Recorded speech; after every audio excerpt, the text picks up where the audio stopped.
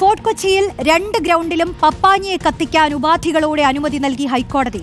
കർശന സുരക്ഷാ മാനദണ്ഡങ്ങൾ പാലിക്കണമെന്നാണ് നിർദ്ദേശം.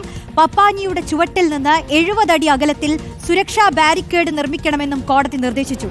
പോലീസിന്റെ നോട്ടീസ് ചോദ്യം ചെയ്ത് സംഘാടകരായ ഗാല ഡി ഫോർട്ട് കൊച്ചി നൽകിയ ഹർജിയിലാണ് ഹൈക്കോടതിയുടെ ഇടപെടൽ. ശ്യാം ദേവരാജ് ചേരുന്നുണ്ട് വിശദാംശങ്ങളുമായി. Shyam Devaraj, gala De fort നേരത്തെ തന്നെ അതൃപ്തി പ്രകടിപ്പിച്ചുകൊണ്ട് രംഗത്ത് വന്നതാണ്. ഇപ്പോൾ അവർക്ക് സന്തോഷമാവുന്ന രീതിയിലുള്ള ഒരു ഉത്തരവാണ് ഉണ്ടായിരിക്കുന്നത്, അല്ലേ? സംഘാടകരായ ഗാല ഡി ഫോർട്ട് കൊച്ചിക്ക് ആശ്വാസകരമാകുന്ന സന്തോഷം നൽകുന്ന ഒരു ഉത്തരവാണ് ഹൈക്കോടതിയിൽ നിന്നുണ്ടായത്. നേരത്തെ 42 അടിയായിരുന്നു ഈ പപ്പാഞ്ഞിയുടെ ചുവട്ടിൽ നിന്നും സുരക്ഷാ മാനദണ്ഡങ്ങൾ പാലിച്ചുള്ള അകലം. അതിന് ഇപ്പുറത്തായിരുന്നു ആളുകൾ നിൽക്കേണ്ടത്. ഇത്തവണ അത് ഹൈക്കോടതി 70 അടിയാക്കിയാണ് ആ അകലം വർദ്ധിപ്പിച്ചത്.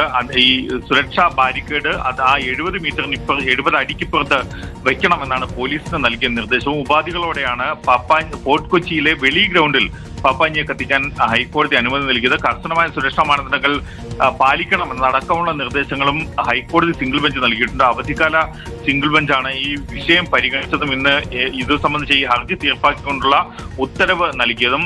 മറ്റ് മാർഗനിർദ്ദേശങ്ങൾ ഇവയാണ്. ഈ ബാരിക്കേഡിന് ചുറ്റും ആഭ്യന്തര ടൂറിസ്റ്റുകൾക്കും വിദേശ വിനോദസഞ്ചാരികൾക്കും ഉൾപ്പെടെ നാട്ടുകാർക്കും ഉൾപ്പെടെ വെവ്വേറെ പവലീനുകൾ തയ്യാറാക്കണം, ആംബുലൻസ് സജ്ജീകരിക്കണം, മറ്റ് സുരക്ഷാ ക്രമീകരണങ്ങൾ ആരോഗ്യ വകുപ്പുമായി ബന്ധപ്പെട്ട് അടക്കം ഏർപ്പെടുത്തണം എന്നടക്കമുള്ള നിർദ്ദേശങ്ങളാണ് ഹൈക്കോടതി സിംഗിൾ ബെഞ്ച് ഈ ഹർജി തീർപ്പാക്കിക്കൊണ്ട് നൽകിയിരിക്കുന്നത്. നേരത്തെ തന്നെ ഫോർട്ട് കൊച്ചി വെളി ഗ്രൗണ്ടിൽ ഈ പപ്പാഞ്ഞിയെ കത്തിക്കുന്നതുമായി ബന്ധപ്പെട്ട് വളരെ വലിയ വിവാദങ്ങൾ നിലനിന്നിരുന്നു.